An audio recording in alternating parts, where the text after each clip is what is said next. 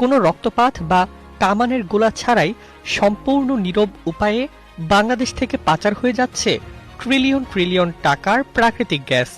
আর এই বৈজ্ঞানিক চুরির গোপন নকশা ফাঁস করে দিয়েছে এশিয়ার পরাশক্তি চীন, যা ইতোমধ্যে সোশ্যাল মিডিয়ায় তুমুল ভাইরাল।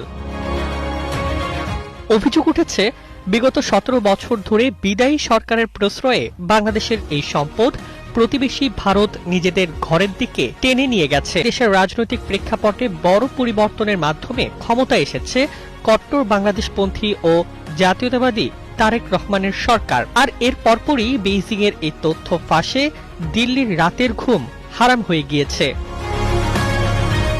ভারত তার সীমানায় সরাসরি মাটি না খুঁড়ে স্ল্যান্ট ড্রিলিং বা বাঁকা পদ্ধতিতে কোনাকুনিভাবে বাংলাদেশের গ্যাস ভান্ডারে পাইপ ঢুকিয়ে দিয়েছে। সেখান থেকে সজোরে গ্যাস বের করায় বাংলাদেশের মাটির নিচে কৃত্রিম নিম্নচাপ সৃষ্টি হচ্ছে, যার ফলে প্রাকৃতিক নিয়মেই বাংলাদেশের গ্যাস ভারতের দিকে ধাবিত হচ্ছে। অতি মূল্যবান এই সম্পদ বাংলাদেশের হলেও চৌকস যন্ত্রের মাধ্যমে এর পুরোটাই লুটে নিচ্ছে ভারত।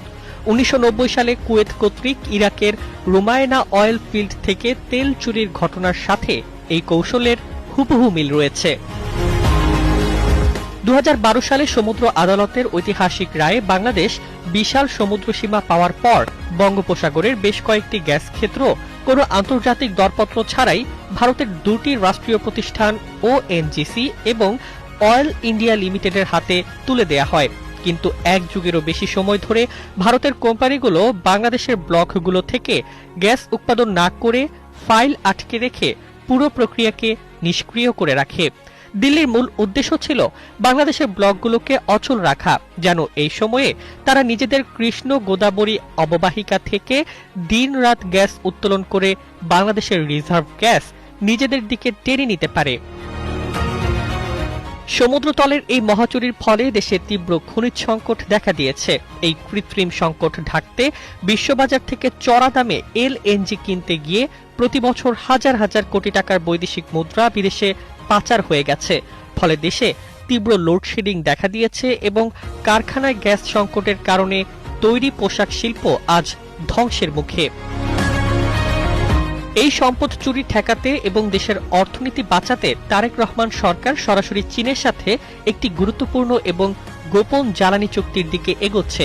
বেইজিং অত্যাধুনিক সাবসারফেস ট্র্যাকিং সিস্টেমের মাধ্যমে এই ড্রিলিং চুরির স্পষ্ট প্রমাণ বাংলাদেশের হাতে তুলে দিয়েছে। চীনের প্রযুক্তি ব্যবহার করে বাংলাদেশের ব্লক থেকে গ্যাস উত্তোলন করা শুরু হলে সমুদ্রের নিচে ভূপ্রাকৃতিক সমীকরণ নিমিষেই বদলে যাবে এবং ভারতের গ্যাস টেনে নেওয়ার কৌশল আর কাজ করবে না। বঙ্গোপসাগরে বেইজিং এর এই সরাসরি হস্তক্ষেপের খবরে এখন চরম উদ্বেগের দিন কাটাচ্ছে দিল্লি।